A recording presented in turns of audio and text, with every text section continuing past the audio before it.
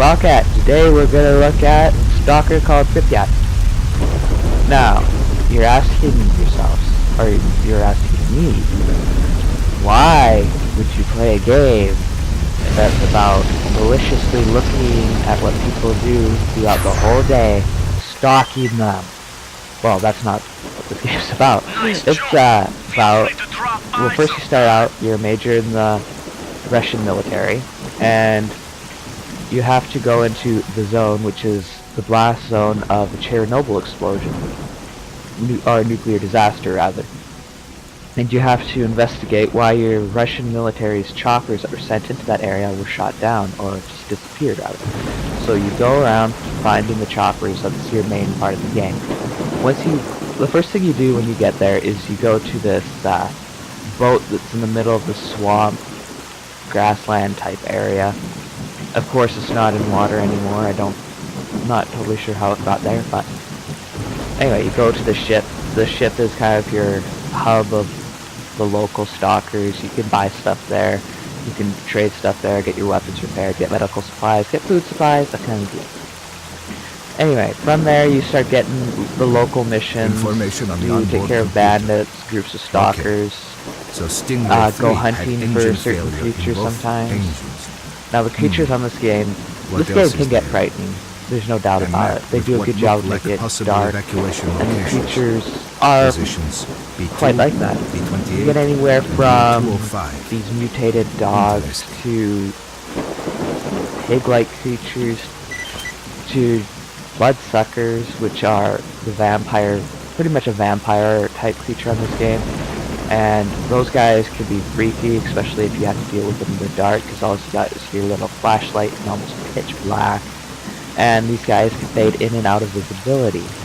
They can go invisible, and that can be frightening when all of a sudden they come up behind you. Not that I'd ever be frightened by this game at any time. Anyway, yeah, and then there's this one creature that, if you don't know how glitch type thing works, can be particularly hard. It's a mutated dwarf. They use telekinesis to rip your guns out of your hands, that kind of thing. But you can use your knife, walk up to it, and just start knifing it until it dies. That worked for me for probably, well, quite a few. As many as you get in that game, anyway. Yeah, and it's a fairly fun game. You also get zombies, which, new thing. They shoot at you, they don't try to eat you. Which is kind of strange, but anyway. Yeah, the zombies, they're pretty much like stalkers, except they walk around with their guns down for the most part until they really notice you. Or until you start shooting at them, then of course the guns come up, as with anyone if they're being shot at.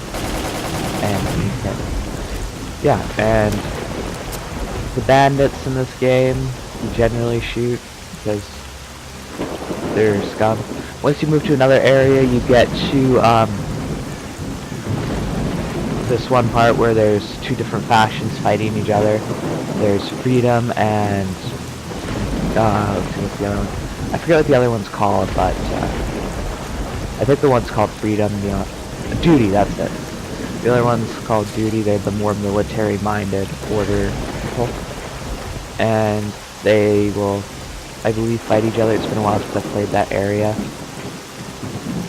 But yeah, the weapon upgrade system is fairly neat. You can get tools. First you have to get tools pretty much for the people who do the repairs and modifications, so you can get the higher up modifications, and you can buy stuff like grenade launchers, scopes, silencers, depending on which gun you're using.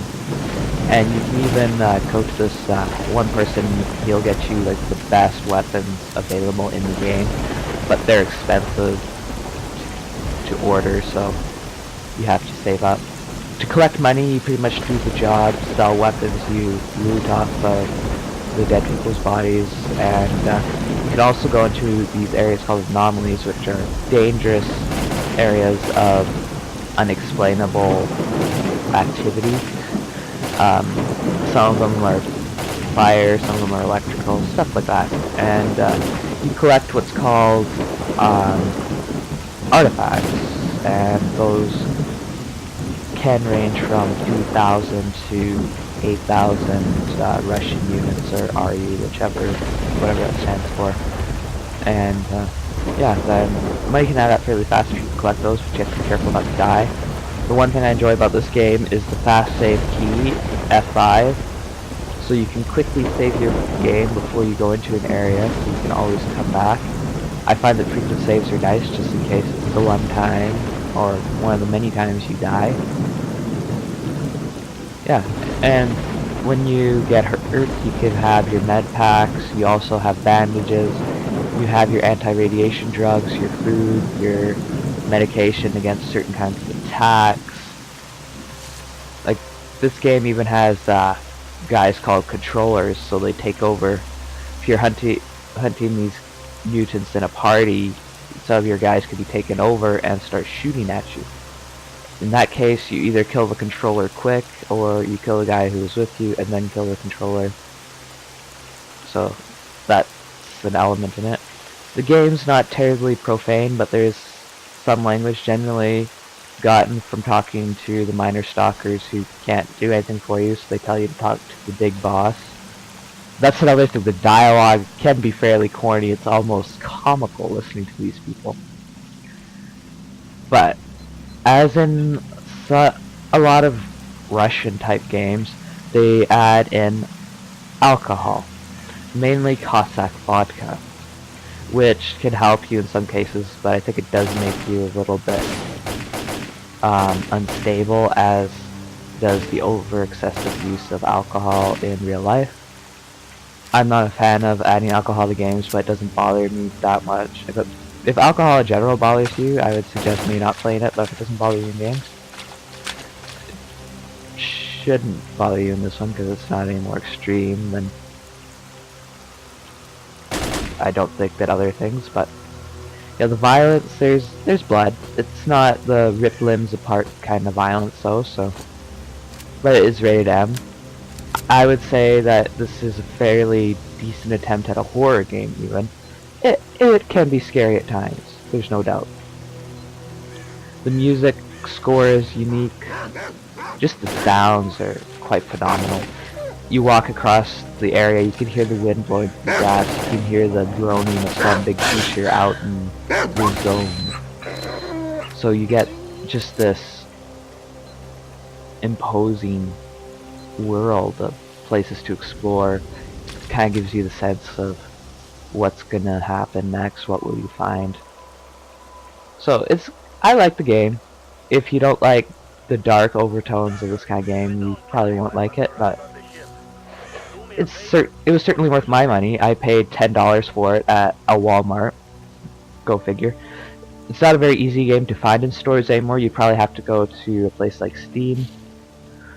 Anyway, I'd give this game an 8 out of 10 if I was to score it. Maybe I should start scoring it. That would be an interesting thing to do. So yeah, please comment, have a good week, and God bless.